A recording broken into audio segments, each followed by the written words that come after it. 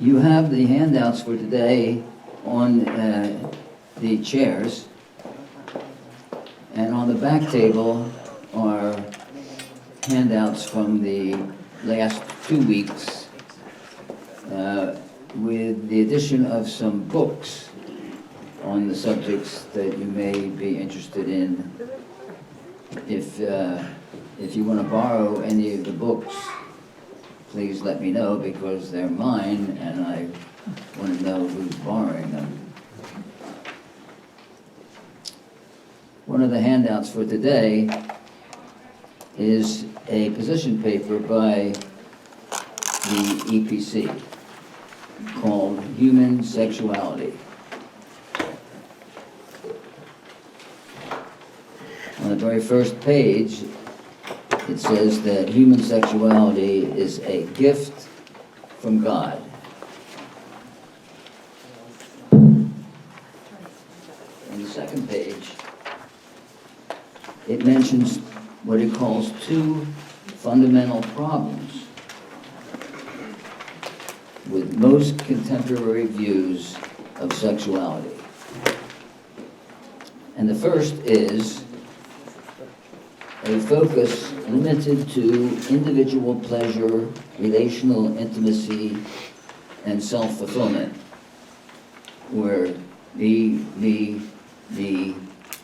and me.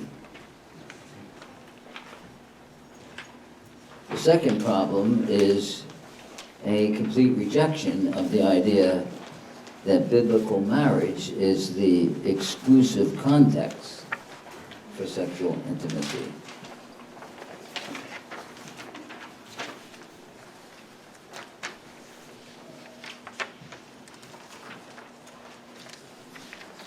If you go over to the next to the last page, where it says the paragraph, the ministry of the church,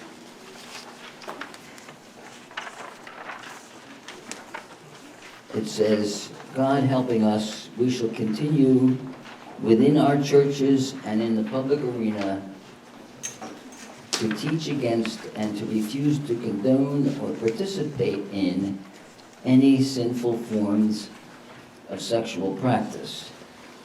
And then it lists all those forms going over to the top of the next page.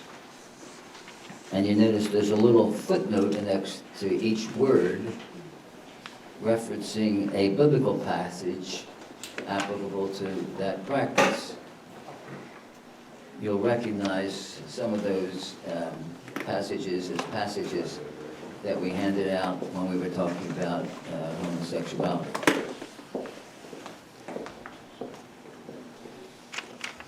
So it's clear that the church's position, what the church's position is, and what the Bible says.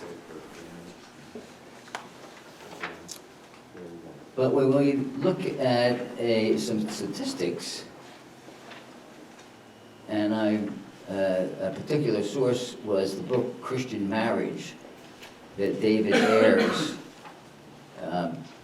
authored just this past year. You remember he spoke here at in our Sunday school in 2019, and his lessons are still up on the church YouTube, and you can get them. They're very good. But in his book, he cites some statistics. One of them is that regular attenders of conservative Protestant churches, and therefore he means not somebody who just goes on Christmas and Easter. They're regular attenders. And not only are they regular attenders, but they claim to believe that the Bible is the inerrant Word of God.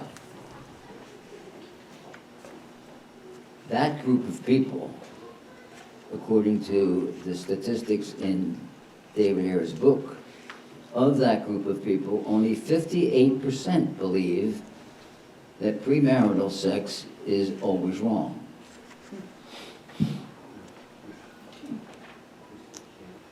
Furthermore, in the ages 18 to 22, of those raised in evangelical homes.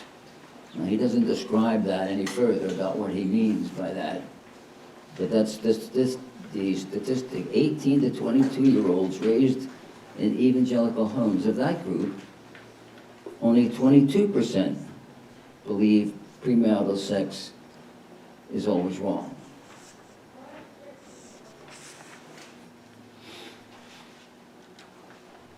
There seems to be a disconnect here. Sometimes there's some explanations which he talks about, like everybody does it. It's okay if we really love each other and we're going to get married, or some other thing like that.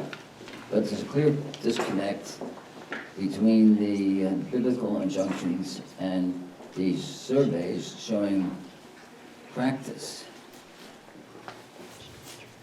And so we're going to hear about an explanation for that disconnect by our guest speaker, Scott Thompson. Scott is grew up in the church, in this church, went to Mount Lebanon High School and then Virginia Tech, where he got a bachelor's degree in biology and later a master's in philosophy of science. In between, he went to the Emmanuel School of Religion and got a master's divinity degree, and was for a while a campus minister on the campus of Ohio State University. And during that time, he was a summer intern with the youth group here at Beverly Heights. He taught at Grove City College, philosophy of science, and now teaches at Portersville Christian High School, science. He spells his last name exactly the same as I do. Must be Scottish. But he's most well known as being the father of Bethany. Scott.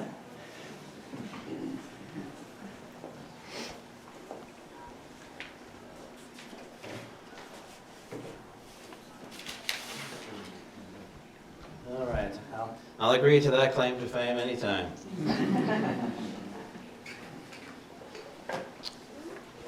Am I on and working with the thing? Good. Let me switch over some documents here. The handouts I'm going to refer to, the one that I prepared in particular has two sides. On one side, it starts with sex, gender roles, and gender identity. We may or may not ever get to that.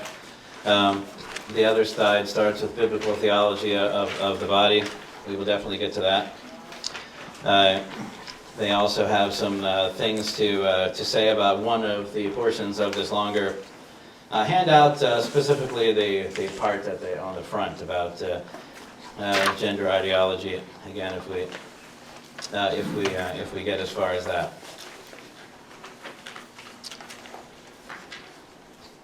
To begin with, then, this topic of a disconnect with the clear teachings of the Bible, and even those who have grown up with teachings of the Bible, not acknowledging them, have some thoughts on the reasons for that. And that will lead us into a little bit of biblical study that I think is partially foundational for that. But if you look at the side of my handout that starts with sex and gender roles, halfway down it says sexual behavior of Christians, and we're going to actually start there with this idea that fornication seems to be acceptable and marriage seems to be less important current generations of Christians, even those who ought to know better. I repeated for you there a couple of those statistics that my father just mentioned, so you can see that there. So given reasons there, I listed 3, but I had a little bit of time in the car on the way down here, so I modified my reasons. I actually have 4 now.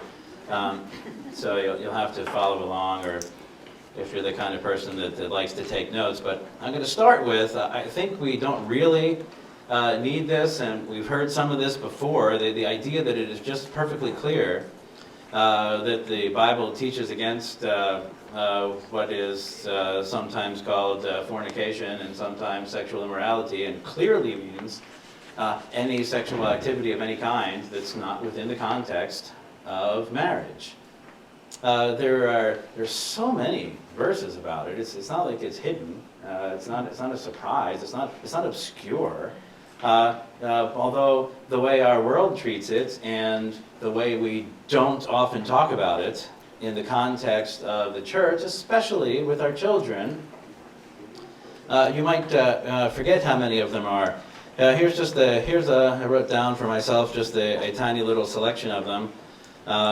In Mark chapter 7, Jesus says what comes out of a person is what defiles him, for from within, out of the heart of man come evil thoughts, sexual immorality, theft, murder, adultery, covetousness, wickedness, deceit, sensuality, envy, slander, pride, foolishness.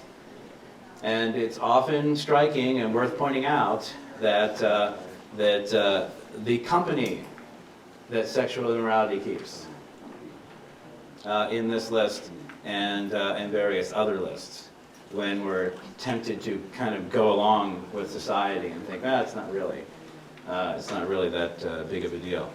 1 Corinthians 5, Paul says, I wrote to you in my letter not to associate with sexually immoral people. That's his advice to the church. He goes on to say, not meaning the sexually immoral of the world, or the greedy, or the swindlers, or the idolaters, again, see the company that sexual immorality keeps here, since then you would need to go out of the world, but I'm writing to you about not to associate with anyone who bears the name of brother if he's guilty of sexual immorality, or greed, or is an idolater, reveler, drunkard, swindler. That's his advice to the church, is not to have this in the church, but the statistics, of course, say otherwise. Or I have several examples from 1 Corinthians, partly just because it's relevant, and of course partly because I just finished teaching a class on 1 Corinthians at my own church the last several months. So these are the examples that are fresh on my mind, and it's always specifically appropriate to say that, man, when you look at 1 Corinthians, it was written to that church, but it could just as well have been written to ours. Again in 1 Corinthians, in chapter 6, do you not know that the unrighteous will not inherit the kingdom of God? Do not be deceived, neither the sexually immoral, nor idolaters or adulterers, or men who practice homosexuality. Later on in chapter 6, flee from sexual immorality. In Galatians chapter 5, the works of the flesh are evident. So it's the list again, right? Sexual immorality, impurity, sensuality, idolatry, sorcery, enmity, strife, jealousy, fits of anger, rivalries, dissensions, divisions, envies, drunkenness, orgies, and these like. Again, it's not just interesting that it keeps showing up with keeping company with all these other things, but have you noticed that it always comes first also in these lists? I don't think that's accidental either. The idea that it wouldn't matter is strange, to say the least, if you're paying any attention to the scriptures at all. So some thoughts. Number one, basic infection of the culture. I think this is undeniable. If we just reflect on some of the issues, though, and again, you heard a little bit about my background. If reflecting back, I've spent my entire adult life in ministry to either high school aged or college aged students, and so naturally the issue of sexual immorality is a big thing in dealing with people in that age group, and I've heard lots of reasons that people give for why they think that it's okay along the years. So one thing I think is an issue that we could think about as the church, this association with so-called Victorian sexual repression. There's the idea out there that all of this stuff about sex is bad and you should avoid it is just some sort of a silly cultural fear of talking about sexual things, and it gets dismissed for that reason, which ties into the second reason, the belief that it's just physical and harms no one. I think that if you ask lots of people, I think that you get that answer all the time. It's just a physical thing, and it harms no one. Assuming everyone is, in agreement. Consenting adults and all that kind of thing. It's just a physical thing, and it harms no one, which is a weird thing and something we have to talk about. But when I add those two things together, this conception that it's just some sort of weird hanging on of sexual repression and it's just a physical thing that harms no one, I think we fail our young people, especially in the church, when we only tell them not to do it. That if we just tell them not to do it and then we don't want to talk about it. And of course there's all kinds of reasons why we don't want to talk about it, because it's uncomfortable and it's embarrassing and all these kind of things. But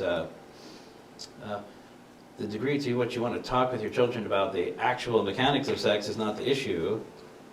But if you never talk about it at all, if you never talk about sexuality at all, and if it's just always, well, that's bad, that's evil, that's wrong, if it's just no, don't all the time, then you don't have a good argument against, well, it's just a physical thing and it's not hurting anyone. We need more, and I have this as the sub point here under sub bullet point number 2, under bullet point number 2, as a solution. I think that we need, as the church as a whole, to spend more time and be more intentional in teaching, especially our children, as they grow up, the reasons why sex outside of marriage is just never and cannot be a good thing.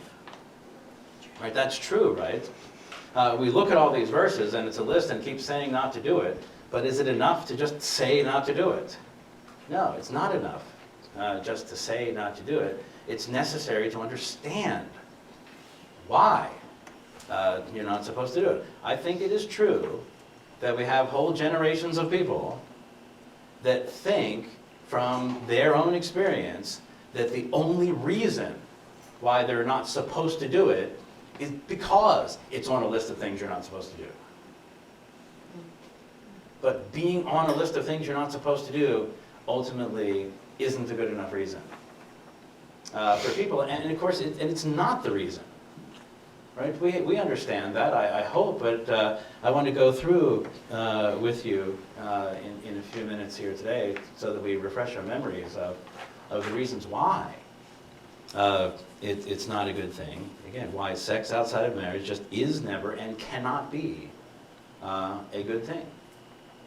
There's reasons for it, and we have to understand the reasons, and we have to communicate the reasons why.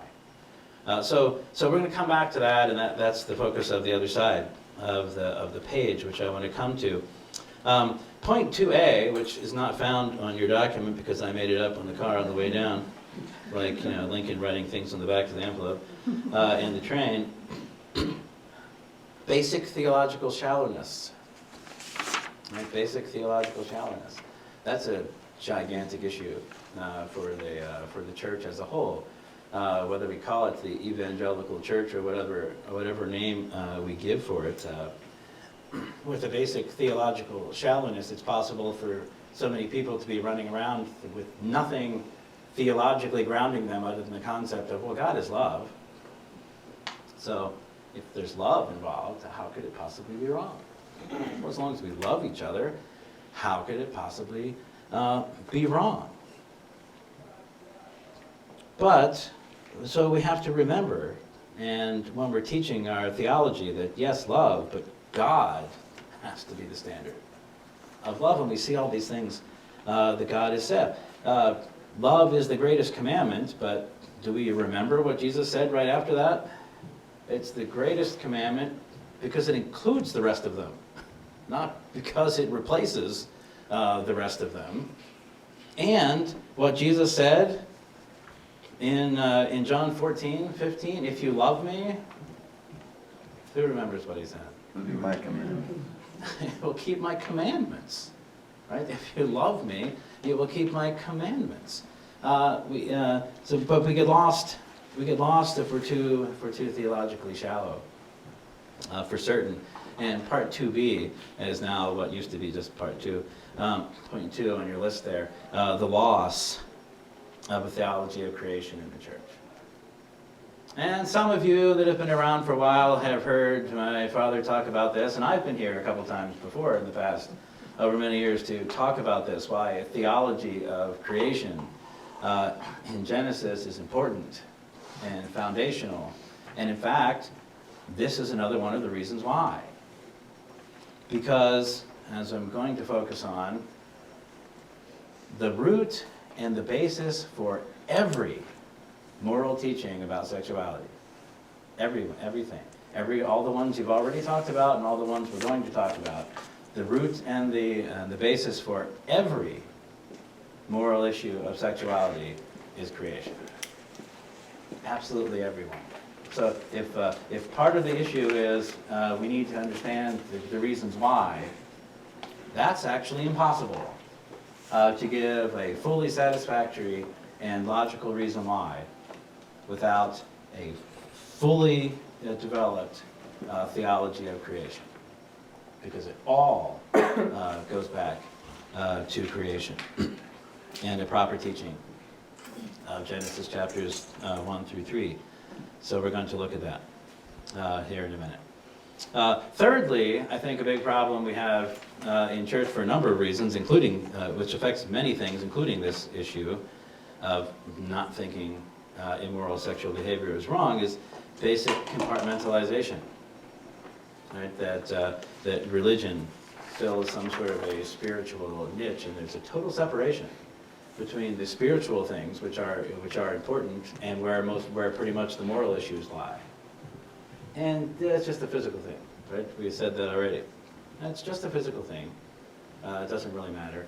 No ultimate spiritual issue, unless it would be done without love, or something along those lines. But think about this. In addition to just the general idea of dividing up the spiritual and the physical, which is clearly unbiblical, it leads to a total self-focus, right, in so many things. A total self-focus, this compartmentalization as we see it now. Maybe when you're in church, maybe when you're dealing with church things or charitable issues at all, and even if that's an important part of your life, then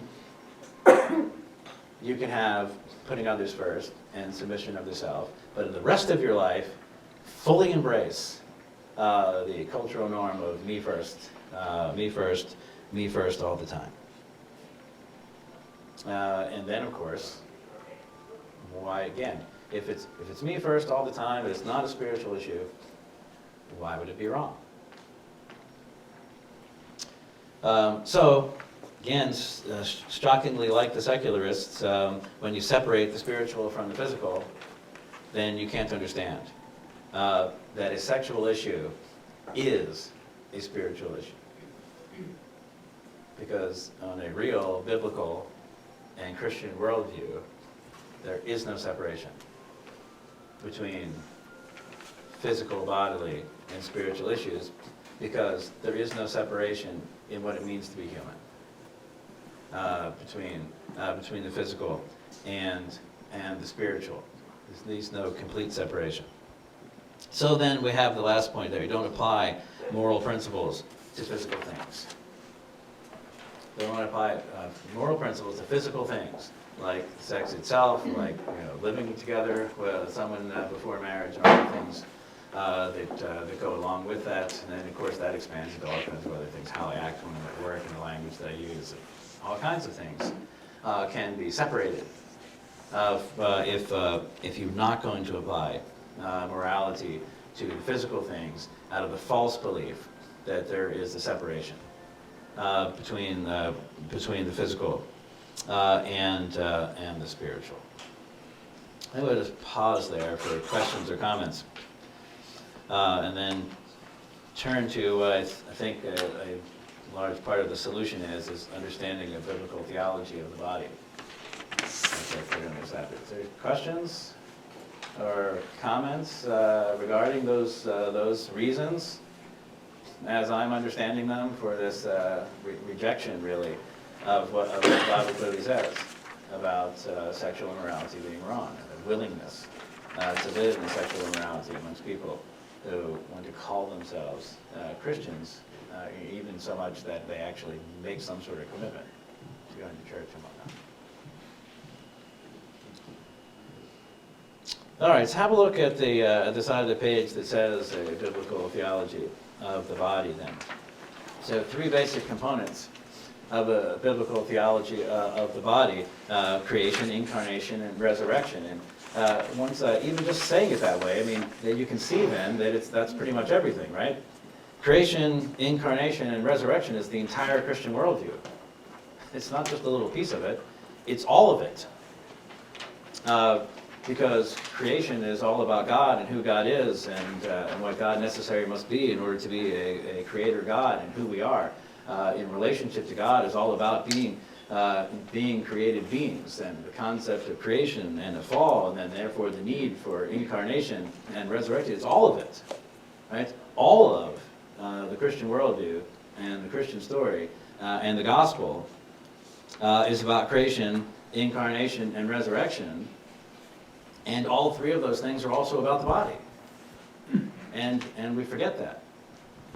It's a common failing or odd trend in Christian theology, going all the way back to the beginning, to make too much of a distinction between the physical and the spiritual, to act as if the spiritual is the only important thing, as if the body is somehow going to be left behind. The ridiculous idea that our ultimate destination is to float around as souls on clouds with harps or something, when the Bible clearly talks about resurrection and recreation, right? Both of those things imply physical being, all of eternity. I always like to shock people's minds into thinking at the issue for a while. When students sometimes ask me about heaven, I often respond by saying there is no such thing as heaven. Because then they get that shocked look in your face. And I said, well, it kind of depends what you mean by heaven. But if what you mean by heaven is our eternal state with God, it doesn't exist. Not yet. It's going to be a recreation. Something new, with the physical and the spiritual component. Just like the original creation, with physical and the spiritual component. So, but somehow we lose that. But look at creation, which is the main focus, and I'll give you some verses for the other points there. When we want to talk about particularly this issue of sexuality, we have to go back to the creation. If you look at Genesis, if you're opening up the Bible during Sunday school type, Genesis 1, verses 26 through 31. I copied them out for myself, so I don't have to look at my Bible all the way from there to over here. Then God said, "Let us make man in our image, after our likeness, and let them have dominion over the fish of the sea, over the birds of the heavens, over the livestock, over all the earth, over every creeping thing that creeps on the earth." I want you to think about that. Everyone knows that. We sometimes call that the creation mandate, right? Those two particular orders to humanity, our assignment from God to have dominion over the world. I wonder if we often pay attention to the so in the next verse then, to the implied link, therefore, between these things. Have dominion over the earth. So God created man in his own image. In the image of God he created him, male and female. He created them. And God blessed them, and God said to them, be fruitful and multiply, fill the earth and subdue it, have dominion over the fish of the sea, over the birds of the heavens, over every living thing that moves on the earth. An inextricable link there between our ultimate purpose under God in ruling over and subduing the earth with how God created us. Both the whole general concept of creating in the image of God, which would, of course, require many more minutes than we have left to talk about, but then also, as a subset of that, created male and female. Have you ever noticed that before? That being created in the image of God is directly linked to the creation mandate, and that being created male and female is a direct subset of being created in the image of God. And God saw that everything he made, and behold, it was very good. That's obvious, but we need to read that again, too, in verse 31. It's good and perfect, and it's a part of God's plan. I'm a biology teacher these days. And when I get to this point, I always like to point out that some of us that have studied biology know better than other people, I suppose. But, you know, God created us, male and female, right? So I said you have to go back to creation. He created us, male and female, on purpose, right? And it wasn't because he didn't have any other options, right? He wanted us, so dominion, yes? So we have to be fruitful and multiply, otherwise there can be no dominion, yeah? And so God was saying to himself, well, I want them to populate the earth, so I guess I have to make them male and female. No. God invented the concept of male and female to go with certain animals and with humanity, but you know, right, that he invented some other ways of reproduction too? And that if reproduction were really the only issue, he could have given us any of those other forms of reproduction as well? Or made up a whole different one we never thought of? That just for the sake of being fruitful and multiplying, we could grow buds out of our side and they could drop off into the ground and grow new people. There's things that reproduce like that. That, you know, spores could grow in our hair and float off into the air and accidentally, bounce into another one, and then they could plant to themselves in the ground. And give it time. Grow into a new person. That you have to think about that. That's why I see the very bedrock of every issue of sexuality is creation. You've got to remember that God created us male and female, and that he did it on purpose. He didn't have to. He invented it for us the way that it is, with the differences that we have. And you know, of course, maybe you don't, that sexual reproduction still does not require sexual dimorphism. That sexual reproduction does not require the differences between male and female. You know that worms reproduce by sexual reproduction? And that there's no such thing as a male or a female worm? It's not necessary. And you know what that means? If it's not necessary, then God chose it. If God chose it, he chose it on purpose. And if he chose it on purpose, then he had a reason for it. And we cannot fulfill our purposes as human beings if we don't fulfill the purposes for which God purposely created us male and female. So, right, what do we see here in the creation account? We're created in the image of God, we're created male and female, we're given the creation mandate on purpose, and created by two sexes on purpose.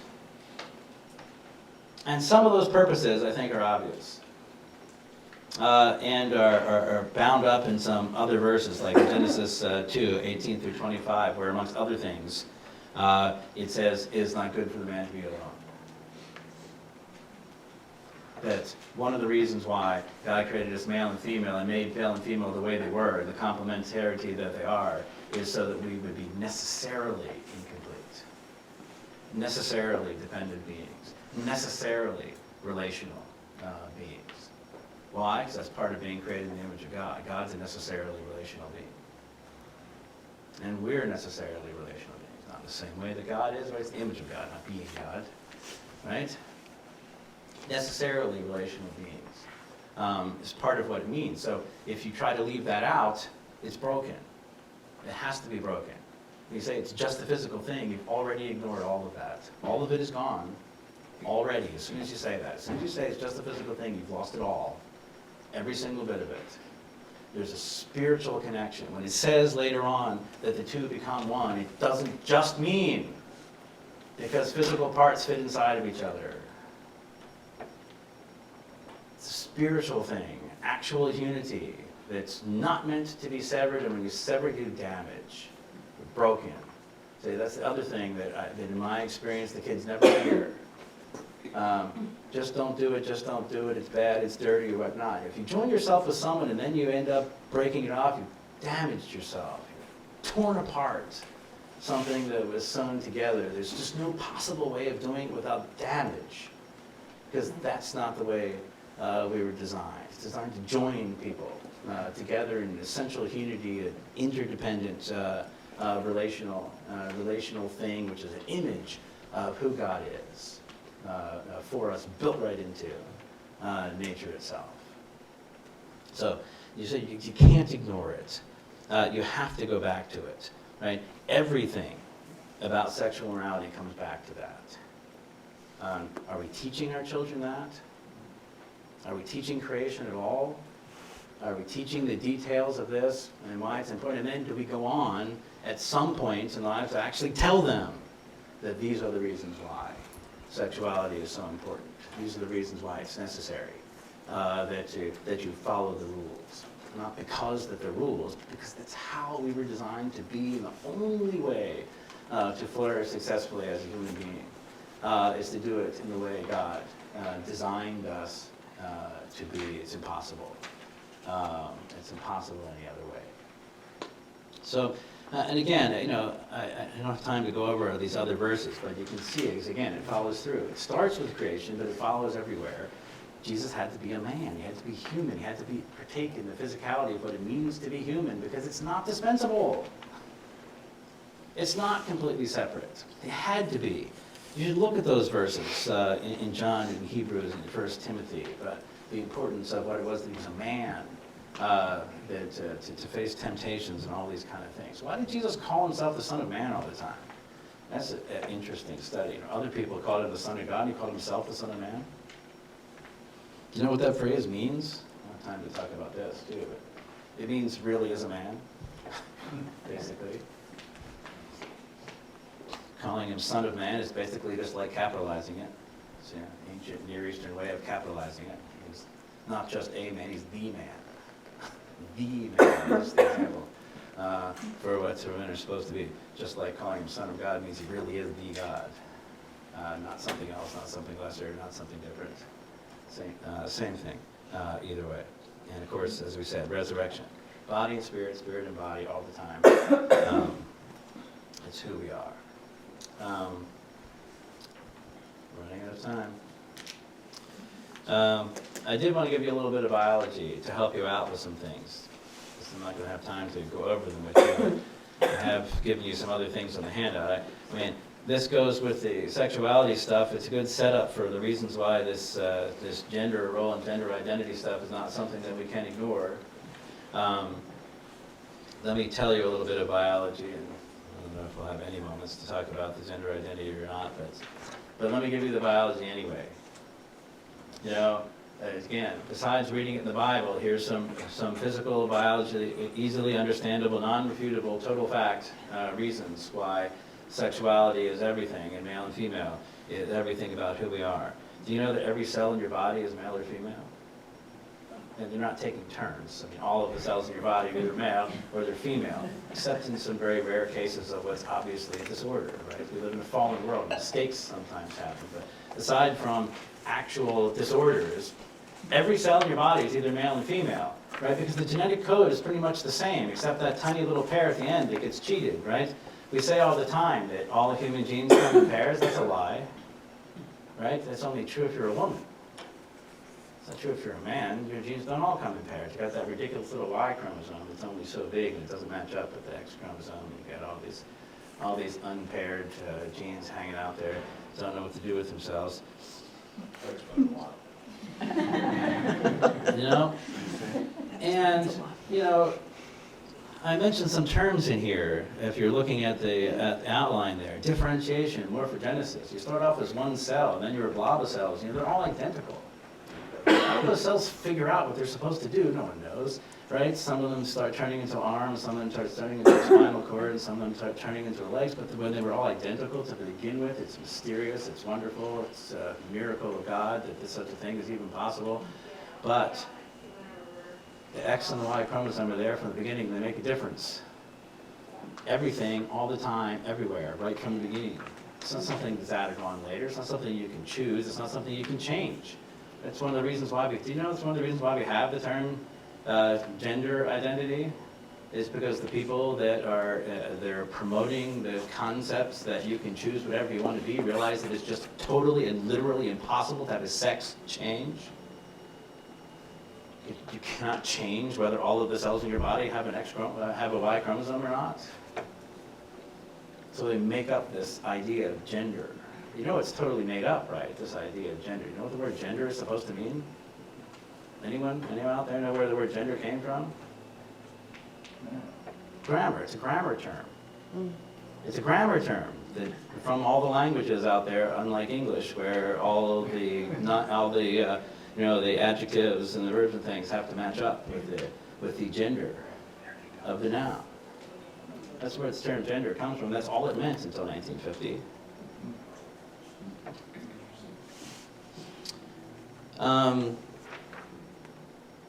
Every cell in your body is male and female. It makes a difference. It's built in that way. Everything reacts to it. I mean, there's so much I can go into this. I mean, one of my, a nice, silly and embarrassing way of talking about how this all makes sense is to explain why males have nipples, right? I've actually heard people try to throw that in our face as a reason for rejecting creation. It was why we gotta create men with nipples. It's because we're all built from the same pattern. It's the same pattern. It's the same pattern. It's the same structure of DNA. 26 of the chromosomes are the same chromosomes for everyone. Not exactly the same, but they're the same building blocks. It's the same structure. And then the XX and XY come on and just manipulate the pattern. It's not starting from scratch. It's not a whole different thing, except that it affects everything. In terms of the development and right from the beginning. I mentioned obvious physiological differences. I won't say about that anything because they're obvious. Obvious and less obvious differences about reproduction. The obvious differences we won't talk about. Here's a less obvious difference. You know that you get everything about your original cell that was you came from your mother except for a little bit of DNA. Everything comes from your mother. It's different. It's not the same. The contribution is different. Male and female aren't the same. I mean, it's a comment about the brain physiology there. You know that brains are male and female? It's totally obvious and it's totally known. If you study neurodevelopment, there's the masculinization, the feminization of the brain. You know when it starts? 8 weeks into development. Not 8 weeks after you're born.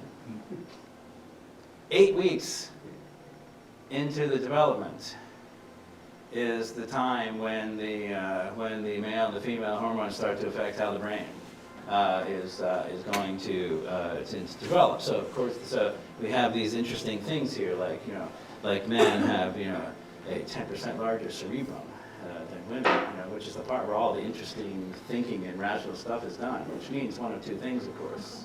It means either that men are just inherently smarter than women, or it means that they need more brain to do the same thing.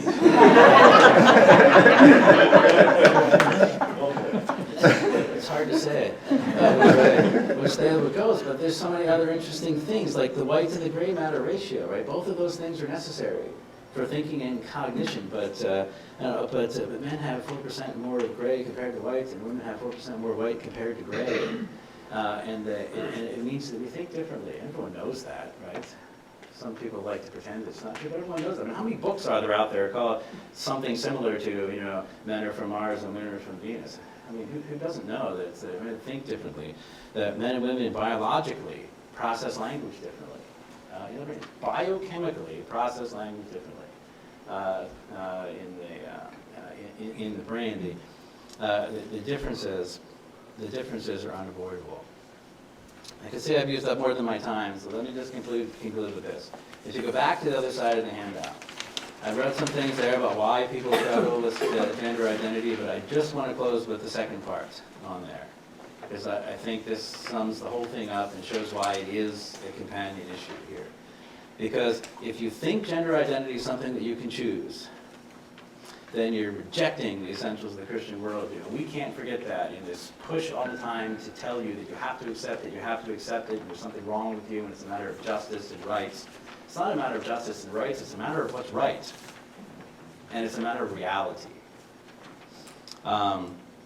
If you think that you can reject your biological sex for any reason, then this is what you're rejecting.